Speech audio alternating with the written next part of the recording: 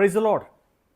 माझ्या प्रिय बंधूंनो आणि बहिणींनो, आज आपण एका अशा विषयावरती बोलणार आहोत जो आपल्या हृदयाला स्पर्श करतो आणि आपल्या आत्म्याला उभारी देतो. आणि ते आहे आरक्षण, जे या जगातील कोणत्याही गोष्टीपेक्षा श्रेष्ठ आहे आणि जे येशू ख्रिस्ताने आपल्या प्रत्येकासाठी देवाच्या राज्यात राखून ठेवले आहे.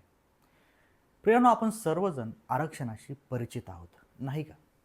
मग ती एखाद्या उत्तम रेस्टॉरंटमधली जागा असो, किंवा रेल्वेचे तिकीट असो, किंवा भारतातील आरक्षण व्यवस्था, जी अनुसूचित जाती, जमाती आणि इतर मागासवर्गीयांसाठी शिक्षण, नोकरी किंवा राजकारणात जागा राखते.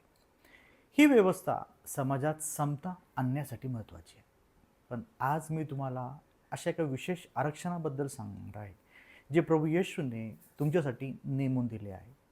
आणि ते आहे की येशूने दिलेले आरक्षण हे त्यापेक्षा कितीतरी अधिक मोठे आहे. ते आपले आयुष्यच नव्हे, तर प्रियानो आपला अनंत काळ बदलते.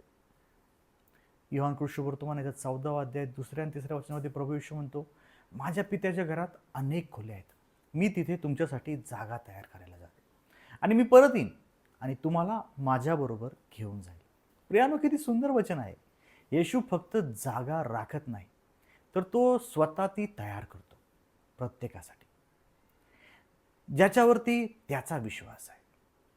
आणि हे आरक्षण मिळवण्यासाठी तुम्हाला रांगेत उभे राहण्याची किंवा कागदपत्रे भरण्याची गरज नाही. तर हे आरक्षण त्याच्या कृपेने, त्याच्या क्रुसावरील बलिदानाने मिळते. क्रुसावर त्याने आपल्या सर्वांसाठी ती जागा कायमची पक्की केली. प्रियानो, या जगात आरक्षणे बऱ्याचदा नाजूक असतात.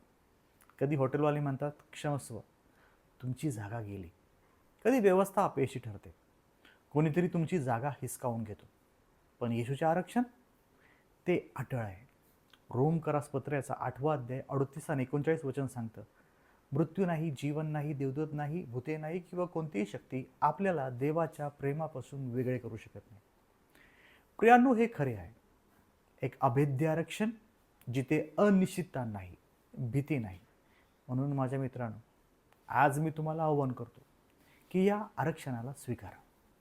येशूवर विश्वास ठेवा, त्याच्या प्रेमात विसावा. तो म्हणतो, मी तुमच्यासाठी जागा तयार केली आहे आणि ती जागा देवाच्या उपस्थितीत, त्याच्या शांतीत, त्याच्या आनंदात तुम्ही ती जागा भरण्याचा प्रयत्न करा. प्रियानो, देवाने दिलेलं आरक्षण हे ज्यावेळेस तुम्ही विश्वास करता, त्यावेळेस तो म्हणतो की खरोखर ये, माझ्याबरोबर राहा. प्रियानो, तुम्ही तयार आहात का? कारण की येशू आज तुमच्यासाठी तयार आहे. आमेन.